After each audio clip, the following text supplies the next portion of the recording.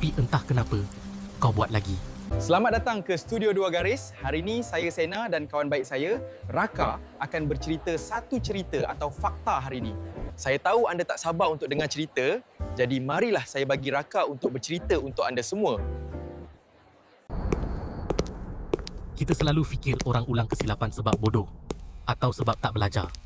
Tapi bila kau jujur dengan diri sendiri, kau tahu itu bukan sebabnya. Sebab kebanyakan kesilapan yang kita ulang, kita sedar. Kita tahu ia akan sakit. Kita tahu kesannya. Kita pernah janji tak nak buat lagi. Tapi bila keadaan datang, sama emosi yang sama. Rasa kosong yang sama. Kita kembali ke tempat yang kita benci. Bukan sebab kita suka, tapi sebab ia biasa. Kesilapan lama datang dengan rasa yang kita kenal.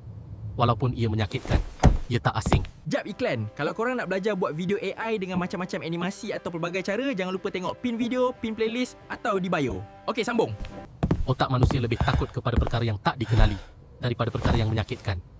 Sebab sakit yang biasa rasa lebih selamat daripada perubahan yang tak pasti. Kadang-kadang kita tak ulang kesilapan sebab kita lemah. Kita ulang sebab kesilapan itu pernah jadi cara kita bertahan. Soalan sebenar bukan, kenapa aku buat lagi? Tapi, apa yang aku cuba lindungi bila aku ulang benda yang aku benci?